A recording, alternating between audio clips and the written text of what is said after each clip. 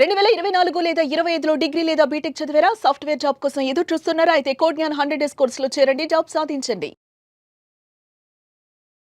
మిత్రులందరికీ నమస్కారం. ఫ్రెండ్స్, ఎన్నో విషయాలు, ఎన్నో సమస్యల మీద సుదీర్ఘకాలంలో చర్చిస్తూ వస్తూ ఉన్నాను. కొన్ని కేసులు నా దగ్గరికి వచ్చినప్పుడు కలిసి విడిపోతామనుకున్న భార్యాభర్తల్ని కలిపి పంపించిన రోజున ఎంతో ఆనందం, ఎంతో సంతోషం, ఏదో ప్రపంచాన్ని సాధించానన్నంత విజయ గర్వంతో ఉంటాను. అలాగే ఎంత చేసినా కూడా వీళ్ళు కలవలేరు, కానీ ఎందుకు ఈ పని నేను చేయలేకపోతున్నాను అనుకుని బాధపడినటువంటి సందర్భాలు ఇంకా ఉన్నాయి. కానీ కొంతమందిని కలిపినప్పుడు తిరిగి ఆ కుటుంబం కలిసిపోయిన రోజున, భార్యాభర్తలు ఇద్దరు కలిసి వెళ్తున్న రోజున ఉన్నటువంటి ఆనందాన్ని నేను చెప్పలేను.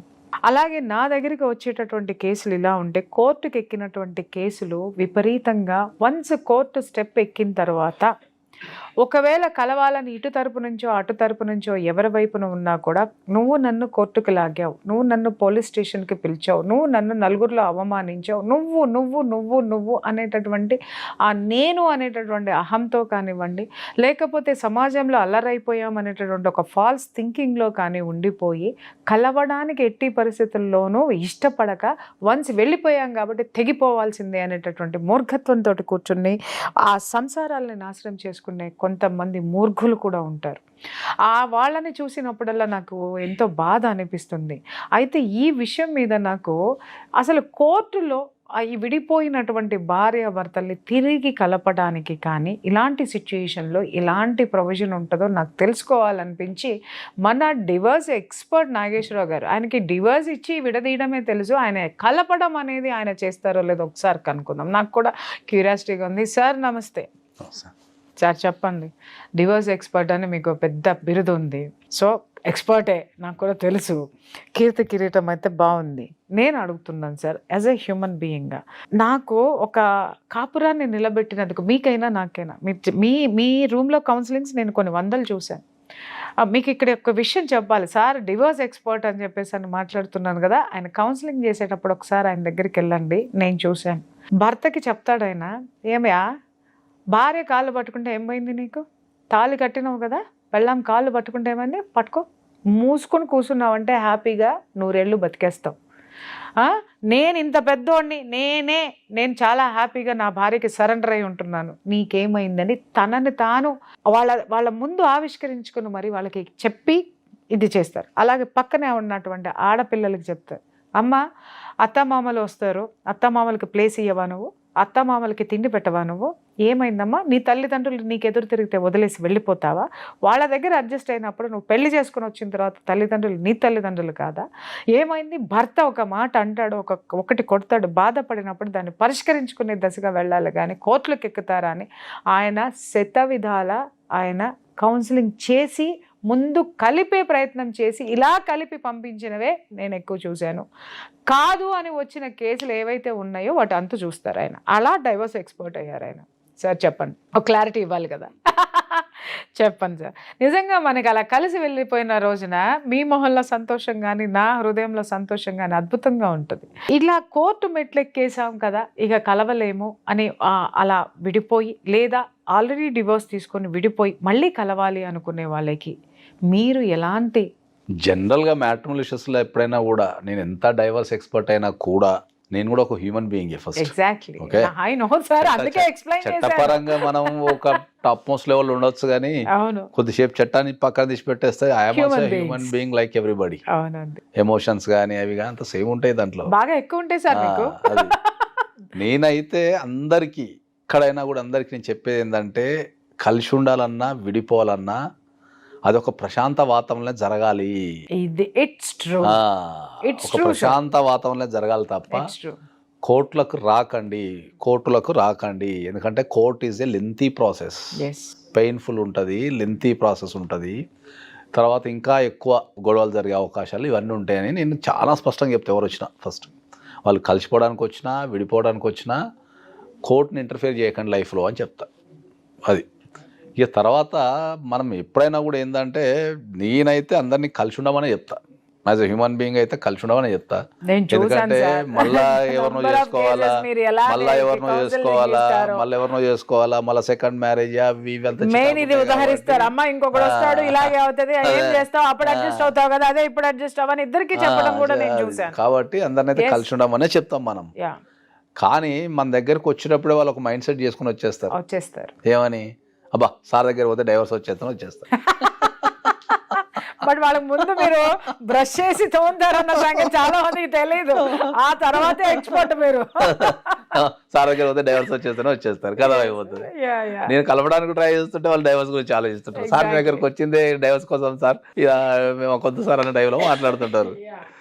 సో ఎక్కడైనా కూడా ఏంటంటే చట్టంలో ప్రతి దానికి ఒక ప్రయోజనం ఉంటుంది. అలాగే ఎక్కడన్నా కనుక మనకు రెగ్యులర్గా జరిగే సందర్భాలు ఏంటి అంటే పెళ్లి అయిన తర్వాత కానీ, పిల్లలు పుట్టిన తర్వాత కానీ, భార్య కానీ భర్త కానీ జనరల్గా ఏంటంటే భర్త ఏమో పారిపోతుంటాడు. మనం ఓపెన్గా మాట్లాడాలంటే ఈ బంధాల నుంచి తప్పించుకొని పారిపోతుంటాడు. ఆబ్వియస్లీ. ఓకే, భార్య ఏమో ఎడికి పారిపోదు, పుట్టింటికి పోయి లేకపోతే సొంతగా ఎక్కడో స్వతంత్రంగా ఉంటుంది. అవును సార్. ఓకే, కష్టం సుఖం పుట్టినాం కాబట్టి బతకాలన్న కాన్సెప్ట్ లేదు, తిరుగుతుంటారు వీళ్ళంతా. ఆత్మధైర్యం తిరుగుతుంటారు. సో ఈ భర్త వచ్చేమో సార్ నా భార్య వెళ్ళిపోయింది, రావటం లేదు సార్, పుట్టింట్లో కూసుంది, రావటం లేదు సార్, పిల్లల్ని తీసుకుపోయింది సార్, రావటం లేదు సార్, సంవత్సరం అయింది, 2 సంవత్సరాలు అయింది, 3 సంవత్సరాలు అయింది, కారణం చెప్పడం లేదు సార్, ఎందుకు పోయిందో తెలియదు సార్, ఏమన్నంటే నేను రాను పో అంటుంటుంది, లేకపోతే అది అంటుంటుంది, లేకపోతే ఆ డిమాండ్ ఈ డిమాండ్ అని వీళ్ళు చెప్తుంటారు. అమ్మాయిలు వచ్చేసేమో పట్టించుకోవడం లేదు సార్, లేకపోతే ఇంకో దాంతో తిరుగుతుండానో, లేకపోతే పట్టించుకోవడం లేదనో, లేకపోతే ఇంటికి పైసలు ఇవ్వటం లేదనో, లేకపోతే పని చేయడానో, లేకపోతే అన్ని బాగానే ఉంటే తాగుడు ఎక్కువ ఉందని, ఇట్లా రకరకాల కారణాలతోని వీళ్ళు ఇప్పుడు ఇంటికి వెళ్ళిపోతారు. సో ప్రతి నేను చెప్పేది అందరికి చెప్పేది ఏంటంటే ప్రతి ఒక్కరి జీవితంలో కంపల్సరీ ఇద్దరు భార్యాభర్తలు ఉన్న తర్వాత వాళ్ళు పైకి ఎంత నటించినా కూడా ఎంతో కొంత గొడవలు అనేవి సహజం. అది హ్యూమన్ నేచర్. అది అవును సార్. అది ఏదో దగ్గర జరుగుతుంటుంది. ఏదో ఒకటి, అది ఒక కూర గురించి కావచ్చు, లేకపోతే ఒక ఇంటి సభ్యుల గురించి కావచ్చు, ఫైనాన్స్ ఇష్యూస్ కావచ్చు, కొన్నిసార్లు ఎమోషన్స్ ఉంటాయి, రకరకాలు నడుస్తుంటుంది అది. సో ఏది నడిచినా కూడా నేనేమంటా అంటే ఒకవేళ గనక మీ భార్య గనక వెళ్ళిపోయి రాకపోతే ఆమెను రప్పించుకోవడానికి కానీ, లేకపోతే మీ భర్త మిమ్మల్ని పట్టించుకోకపోతే అతన్ని రప్పించుకోవడానికి కానీ మనకు చట్టంలో మనం కామన్ భాషలో దాన్ని ఆర్సీఆర్ అంటాం. RCR, restitution of conjugal rights. అంటే నా భర్తని నా దగ్గరికి పంపించండి, లేకపోతే నా భార్యని నా దగ్గరికి పంపించండి అని మనం ఒక కోర్టుని అభ్యర్థించడాన్ని, లేకపోతే మనం ఒక పిటిషన్ వేసుకుంటే కోర్టు పరిశీలించి ఏం చేస్తుంది అంటే ఇటువంటి సందర్భాలలో వాళ్ళని కూర్చోబెట్టి కౌన్సిలింగ్లు ఇస్తారు. కౌన్సిలింగ్లు ఇచ్చి రూట్ కాజ్ ఏముంది, ఓకే, ఎందుకు వెళ్ళిపోయింది ఈమె, రూట్ కాజ్ ఏముంది, లేకపోతే ఈయన ఎందుకు వెళ్ళిపోయింది, రూట్ కాజ్ ఏముందని చూసి మ్యాక్సిమం వాళ్ళని కలపడానికి ట్రై చేస్తారు. ఓకే, ఒకవేళ కలిసిపోయిన సందర్భంలో కూడా కేసు రన్ అయిన తర్వాత కోర్టు ఆర్డర్ ఇచ్చే అవకాశం ఉంటుంది. కంపల్సరీ వెళ్ళి నువ్వు భార్యతోని కాపురం చేయాలా, లేకపోతే కంపల్సరీ నువ్వు భర్తతో కాపురం చేయాలా అనేది కోర్టు ఆర్డర్ ఇచ్చే అవకాశం ఉంటుంది. ఓకే, సో చాలామంది ఏం చేస్తుంటారు అంటే ఈ భార్యలు కానీ భర్తలు కానీ వీళ్ళు చట్టంలో ఉన్న ప్రొవిజన్, ఎందుకంటే ఇంతకుముందు మనం కోర్టుకు రావద్దని చెప్పినాం, కానీ కొన్ని సందర్భాలలో కోర్టుకి ఇమ్మీడియట్లీ అప్రోచ్ అయితే బెటర్. ఎందుకంటే కాంప్లికేషన్స్ తగ్గే అవకాశం ఉంటుంది. ఒకప్పుడు పెద్దరికం అనే ఒక వ్యవస్థ ఉంటుండే, పెద్దవాళ్ళు ఉంటుండే, పెద్దరికం ఉంటుండే. ఏదైనా సమస్య వచ్చినప్పుడు వాళ్ళ దగ్గరికి పోతే వాళ్ళు కూర్చోబెట్టి, ఇరు వర్గాలను కూర్చోబెట్టి ఒక మంచి నిర్ణయం చెప్పి పంపిస్తుండే. ఇప్పుడు పెద్దరికం అనేది ఎక్కడ లేదు, అసలు కుటుంబాలలో పెద్దలు అనేటోళ్ళు లేరు, ఉన్నా లెక్కన్నారో కూడా తెలియదు చాలా మంది, చాలా మంది తెలియదు. ఎందుకంటే మైగ్రేట్ అయిపోయినాం, అన్ని స్మాల్ ఫ్యామిలీస్ అయిపోయినాయి. ఇప్పుడు నేనే తీసుకున్నాను అనుకోండి, హైదరాబాద్ వచ్చిన, విలేజ్ నుంచి హైదరాబాద్ వచ్చి హైదరాబాద్లో సెటిల్ అయిపోయినా. ఇప్పుడు పెద్దరికం ఎక్కడుంది నాకు? నేను ఇప్పుడు ఒక పెద్ద మనుషుల దగ్గర పోవాలంటే ఎవరెవరు ఎక్కడ ఉన్నారు అందరినీ ఎడగలుపుకుంటే తిరుగుతుంది. ఏదైనా ఒక సమస్య వచ్చింది అనుకుంటే ఎప్పుడైతే ఈ పెద్దరికం పోయిందో తర్వాత ఈ మధ్యవర్తులు అనేటోళ్ళు ఉన్నారు. ఒకప్పుడు మధ్యవర్తులకు నిజాయితీ ఉంటుండే, ఇప్పుడు నిజాయితీ లేదు మధ్యవర్తులకి. ఆ అమ్మాయి సైడ్ వాళ్ళు అమ్మాయి సైడ్ మాట్లాడతారు, అబ్బాయి సైడ్ వాళ్ళు అబ్బాయి సైడ్ మాట్లాడతారు.